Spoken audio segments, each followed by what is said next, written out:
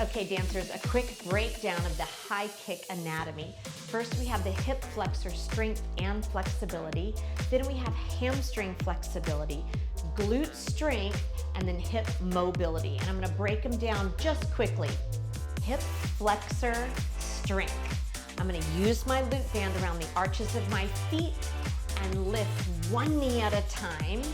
You wanna hold a little bit of hang time at the very top to really dig into those hip flexors and get some strength in there.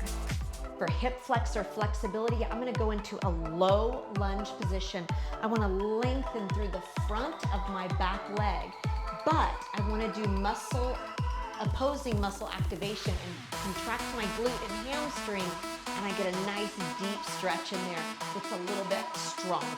I can do that same thing by grabbing one foot behind me and still stretching through the front of my body, pushing into my hand, I start to contract the glute and hamstring and get a deeper stretch that way. Moving on to hamstring flexibility, I'm gonna do that low lunge again, and I'm gonna push into my front leg. But after I've got that spacing, I'm gonna drive the hips backwards for a hamstring stretch.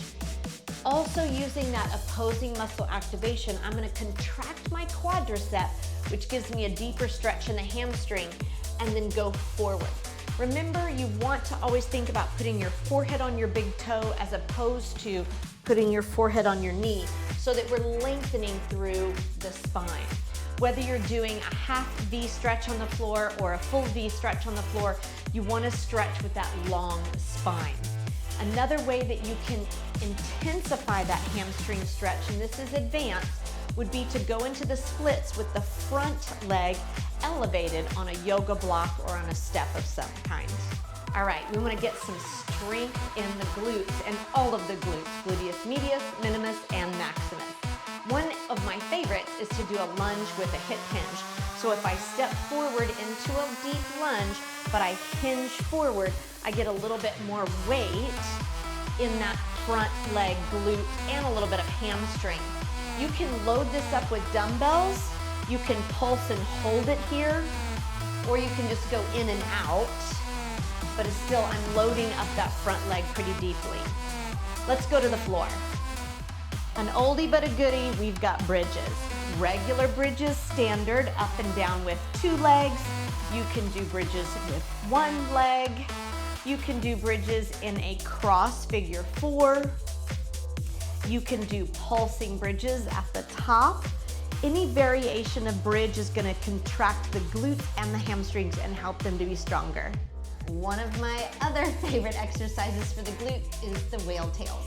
I'm gonna be tummy down with my forehead on my hands resting, attempting to keep the upper body as quiet as possible. Heels are flat, feet are flexed, and heels are touching, knees are open, and I'm gonna lift my thighs up off the floor as high as I can. Just like that. You can see it makes a little whale's tail. And finally, we want to work on hip mobility. One thing I like to do for hip mobility is just simple circles from inside to out, and you can also do from out to in, and working a full circle in that hip joint. Another great way to work on hip mobility is to be on the floor in a table position, and we're going to take one leg at a time and circle inside and outside. So from here, nice and square, I'm going to lift up, getting my knee in line with my hip. Try to keep it nice and high as you open up, and then bring it back down. And then I would reverse it. Bring it up and around and down. Quite a few times on each side, and that really helps that hip mobility.